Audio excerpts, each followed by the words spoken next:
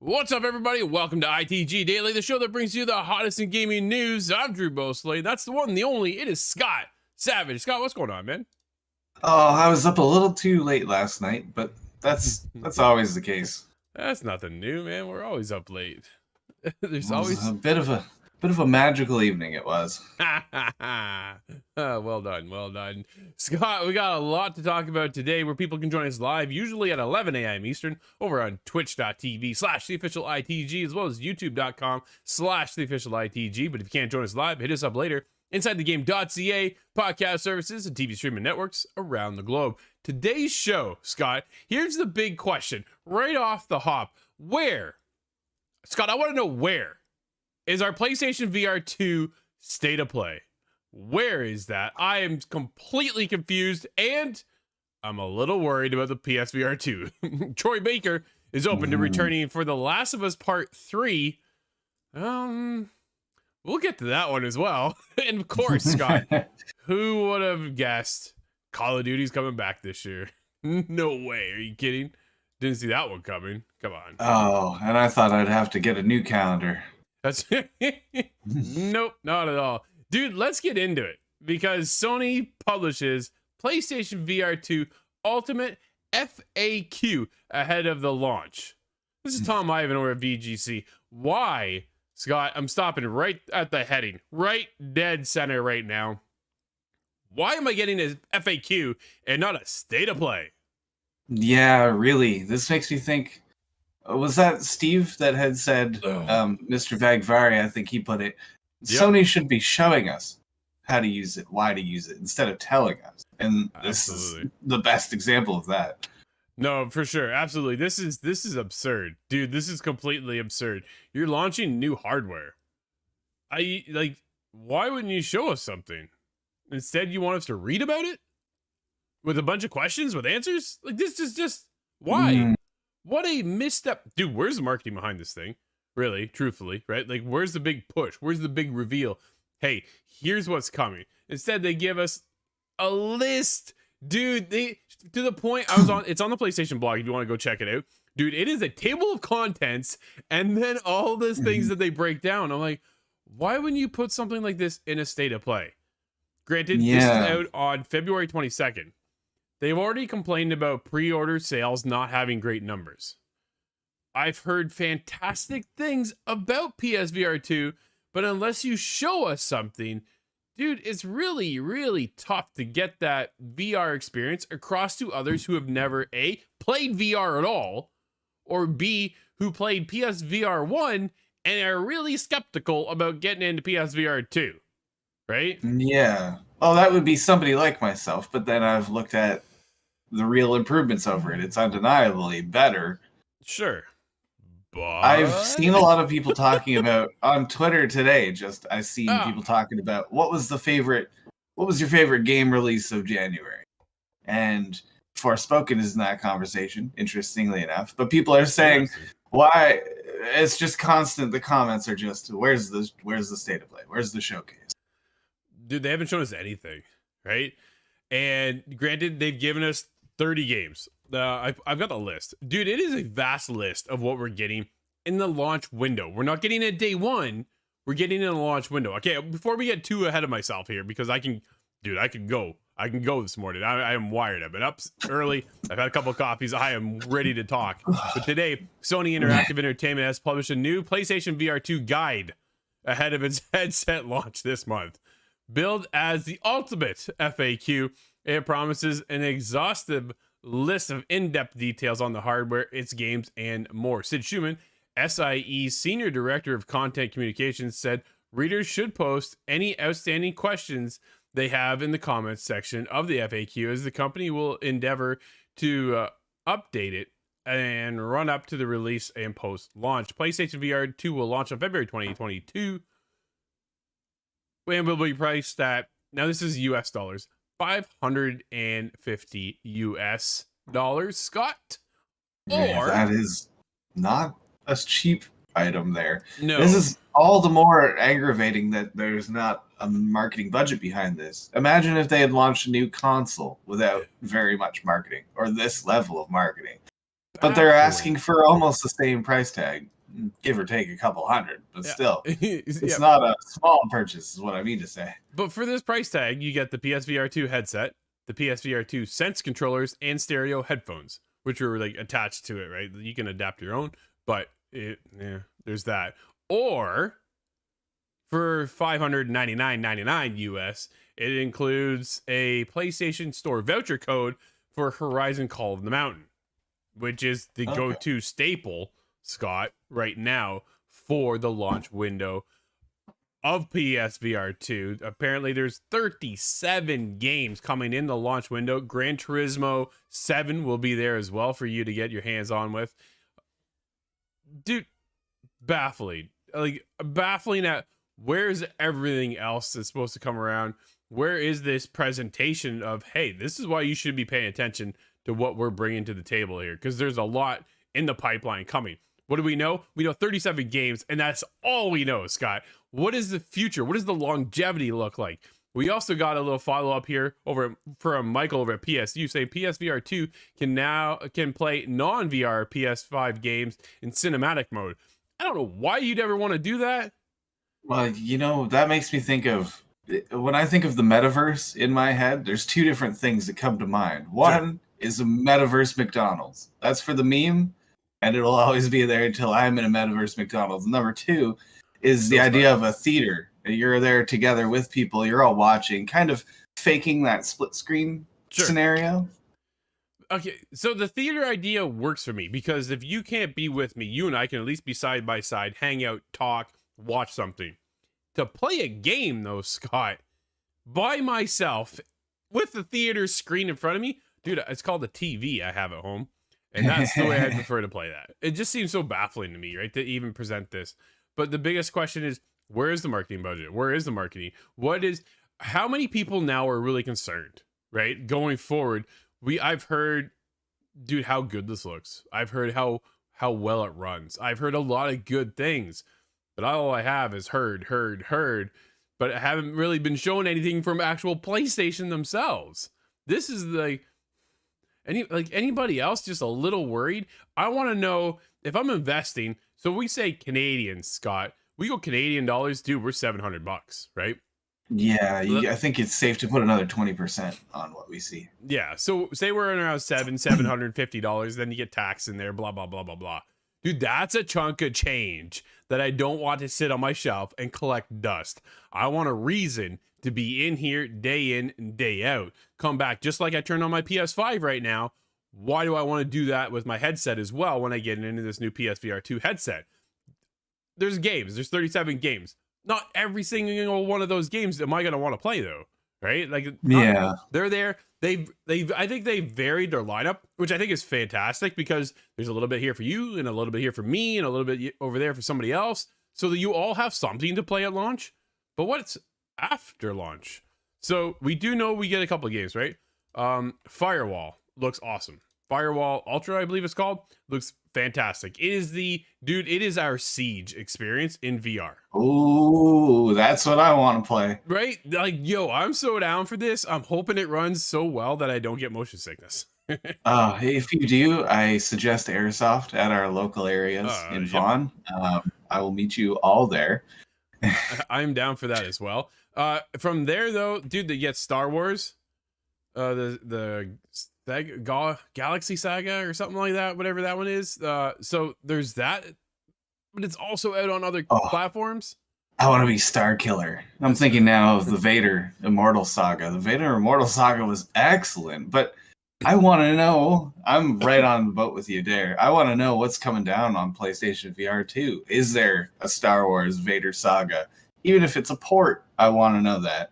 So there is the Star Wars game. Hang on, I'm gonna find the proper title of it because I botched it completely. Let me find it. Hang on a second. I really want your opinion on GT7 as well in VR. I'm definitely given the contrast with another title. Star Wars Tales from the Galaxy Edge. That's what the game is. Oh, I want to play that one. Dude, I didn't play that one on Quest.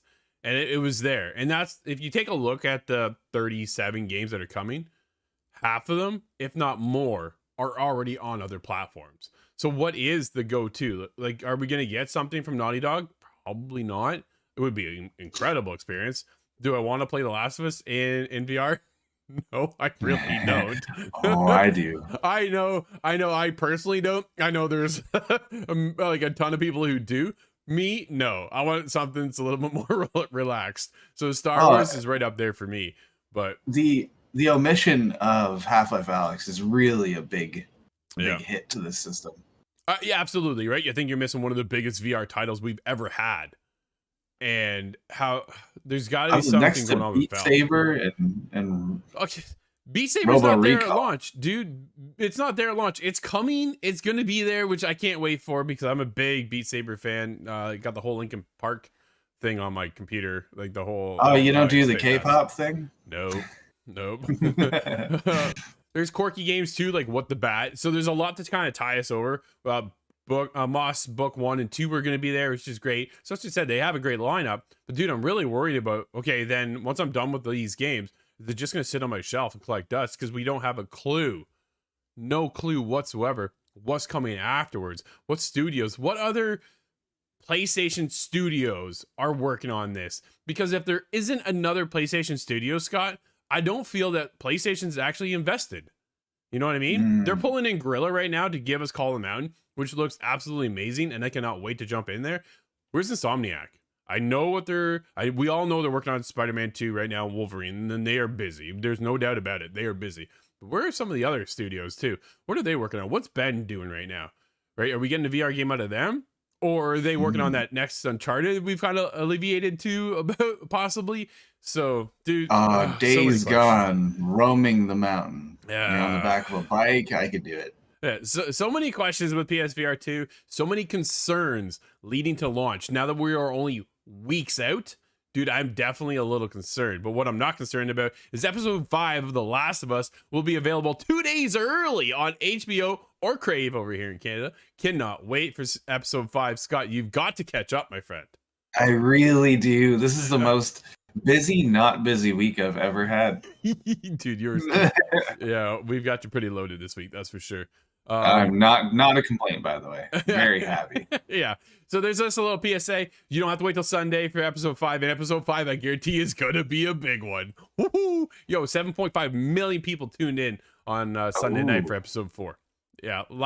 No spoilers here, but I believe you said number 4 is leading to number 5, and it's gonna be a strong one. So I have to catch up in my constant curse to avoid spoilers. I have to catch up just for that alone. Yeah, absolutely. Scott, let's get into The Last of Us star Troy Baker open to returning in The Last of Us Part 3. Logan Moore over at comicbook.com, Scott, I want to recall.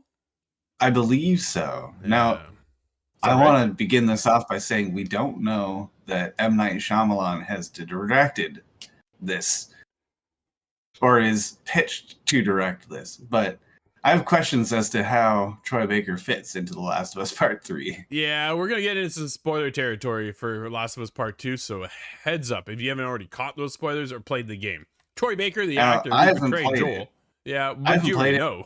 The only thing I saw about number 2 was the spoilers. Yeah, my heart broke regardless. Joel in both The Last of Us and The Last of Us Part 2 has expressed an interest in returning to the role once again if The Last of Us Part 3 becomes a reality. Currently, it's not known what PlayStation developer Naughty Dog might be working on next, While some rumors and recent reports months ago have suggested the studio's next game will be The Last of Us Part 3, that is not true at all. Those in charge at Naughty Dog have been cagey about what's next. Regardless, if Part 3 were to happen, Baker has already made clear that he's down to be involved in any manner. Okay, spoiler territory, calling it out right now. If you have not played The Last of Us Part 2, I suggest you turn off our show right now and come back to it within 30 seconds. Ready? Here we go. Joel freaking died, dude. There's no way he can play again. So I don't know what's going to happen here. I recall him being very, very dead. Thanks to Abby and a golf club. So, I don't know how this is going to happen. I don't doubt in my mind that Neil Druckmann and the team over there could figure it out at Naughty Dog. If they were to pull Troy back in, they could do something, right? Whether it be like a memory or some kind of history backtracking, but at the same time, Last of Us 1.5, perhaps. Yeah. You can't even do a prequel because it's based on an event, is it not? Well, so Last of Us 1 ended. Like, there is a time period where they could do in between Last of Us 1 and Last of Us 2. They could give us a 1.5. Would they do that? Seems awfully weird to me if they were to do that. And like, would you do all the way before the Outbreak? But then you're not really building off what the game is built. You kind of want to, where everybody else is kind of going on. If they do Last of Us Part 3, right? We're kind of getting into other territory with other characters, not necessarily Joel whatsoever. So a lot of questions kind of just popped up going, how are you coming back there, Troy? As much as we'd love to have you back, believe me, we'd love to see you make a return somehow, because that hurt. Like, that hurt a lot, man. I miss you, bro. I'm thinking there are some strange ways they could really make it work. There's a whole video game in between Zelda Ocarina of Time and Majora's Mask. Right. And they went and they made it all fit together. Now, Nintendo, when you ask them about timelines, they'll just tell you a different answer every time. But they found a way to make it work in canon lore. The Link who failed. That's there you go. You are in Majora's Mask. So maybe there is that transitional piece between 1 and 2 that they could kind of alleviate to and pull in Troy that way. But man, to continue on with Part 3, I think Troy's is gone in my eyes, unless, as I said, like, unless it is a memory that Ellie kind of portrays to and goes back to, and somehow. Oh, he left tapes. Welcome to your tape. Yeah, right. They'll have little nods, I think, to him if they continue on. But right now, as far as we've heard on our side, Naughty Dog is working on a fantasy game. Yeah. Right? Hey, maybe that fits in. They get fantastical as it expands the universe. Get out of here. No, I don't think that's happening. Go watch this show. Can we scour the show for any sort of hits?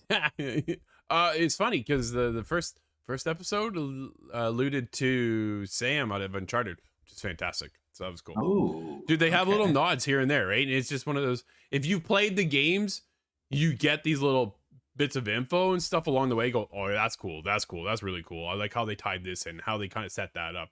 They started off the episodes with a build into the episode that portrayed to parts of the game we've never experienced before, and kind of set that up. And dude, they did that, and then 3 came along and they never did it again. So we're 2 episodes past that now. And I was hoping we get these little trinkets of info and things like that alluded to the world building before everything kind of fell apart, which was really cool. And they only did it in episode 1 and 2. I was like, oh man, that's kind of whatever. Yeah. But Sunday night's episode was fantastic. Whether or not we get Joel back or Troy Baker in some manner is yet to be seen. I'm definitely curious how they're going to pull that one off. But you know what's pulling off major numbers? None other than Call of Duty. Activision reaffirms a full premium Call of Duty release for 2023. No kidding. Tom Henderson over at Insider Gaming. Activision has once again reaffirmed during its latest financial call that the publisher will be releasing a full annual premium release in the Call of Duty franchise in 2023. It was reported last year by Bloomberg's Jason Schreier that Call of Duty will be skipping its 2023 release by Treyarch Games. During Activision's latest financial call, however, the publisher announced that it will be launching a new premium title this year. Soon after, Schreier responded to Activision's statements by saying that Call of Duty 2023 will be developed by Sledgehammer Games and is year 2 of the Modern Warfare 2. Okay, that's right. That big expansion they were planning on. So really, it is just kind of season 2 in a sense, if that, like, you know what I mean? It's like Makes me think of 2.2. Halo. Well, it's like Halo 3 ODST. Yeah. It adds something, but it's still part of Halo 3. Yeah. Insider Gaming was able to corroborate with its own sources at the time that was indeed the case. Confusion as to what exactly a premium title entails has arisen because past Activision earnings calls have named premium titles as $70 games, whereas year 2 of DLC would suggest something different. Unfortunately, though, and if true, Activision's premium title wording could suggest that Modern Warfare 2 year 2 will actually cost $70. Ouch. Oh. Rather than the likes of a Zombie Chronicles $29.99 price tag. Time will tell, Scott, but you know they're not letting up. Yesterday it was announced something like they made $1.25 billion just in microtransactions. Oh man. Woo. We're never gonna be free of microtransactions, are we? Not a chance, buddy. Not a chance. Not when it makes that kind of money, especially for Activision. Oh, it does fund the huge wave of creation afterwards. So there's only so much I want to complain. Yeah, right. And it's. I think, in my opinion, EA can chill out a bit, but. Yeah, but. Dude, speaking of chilling out, Ubisoft Plus for Xbox is potentially right around the corner. Jez Gordon over at Windows Central. Over a year ago now, we've known that Microsoft has worked out a deal with Ubisoft to bring the publisher's Ubisoft Plus subscription service to Xbox consoles. But where is it? Ubisoft Plus is similar to EA Play and Xbox Game Pass in that it offers a library of content for a relatively low monthly fee.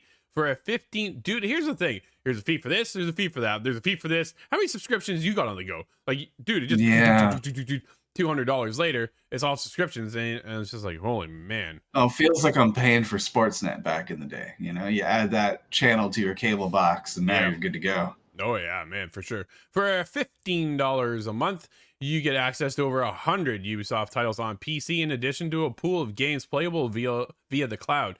Ubisoft Plus is more similar to Xbox Game Pass in that it offers upcoming Ubisoft games on day one on PC, as opposed to EA Play's vault-like library of older content, which also opens up games to like 10 hours early or something like that, Scott. You can try out the game for 10 hours. So I think Wild Hearts is on that radar for EA, where you can play for 10 hours. But Ubisoft Plus, very similar in the vein of Game Pass for Xbox users. So if you're in there and you're not really looking to buy, say, the next, Assassin's Creed Mirage, this could be your opportunity. Biggest question though, Scott, is when is it coming? Yeah, really. I remember this being talked about a very long time ago, several years ago now, but that conversation clearly didn't go very far. Not very far at all. So we're still kind of waiting on that. It will be nice to see that addition. I'm curious if anybody uses that service. That's the biggest thing. Like, you know, we're big Ubisoft fans here at ITG. We love a lot of their games and what they put out. I know we've been riding the waves of Ubisoft here for a while, and kind of what they're about to put out and so forth, and where's this game, where's that game. But overall, like, man, Valhalla, I was 146 hours in or something like that, 160 hours. Like, I just, Nelly. Oh, with Ubisoft Plus alone, that is literally 1,000 hours of gaming. Yeah. So, like, for $15 a month, you can play to your heart's content, which is kind of like Game Pass and why we love it so much. Scott, speaking of loving things, dude, I like my controllers. A special edition Stellar Shift Xbox Series X and S controller has seemingly leaked. Dude, this is a dope looking controller. I really like the look of this one. Yep. Prolific leaker Bill Coon spotted the special edition Stellar Shift controller on Amazon, where products listings were seemingly published early, as they've since been published before.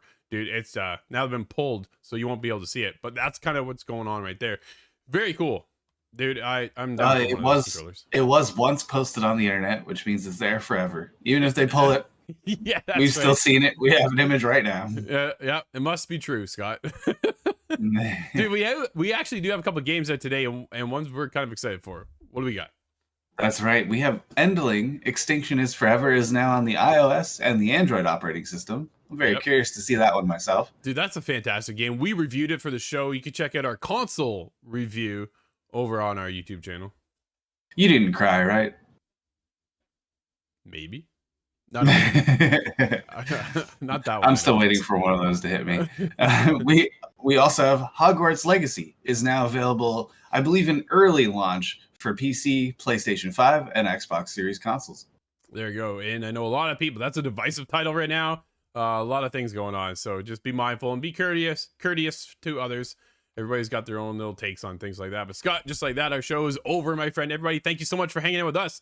This has been ITG Daily, the show that brings you the hottest in gaming news, where you can always join us over on Twitch and YouTube at the official ITG. But if you can't join us live, hit us up later inside the game.ca podcast services and TV streaming networks around the globe. Until tomorrow, everybody, I'm Drew. That's Scott. We'll see you inside the game.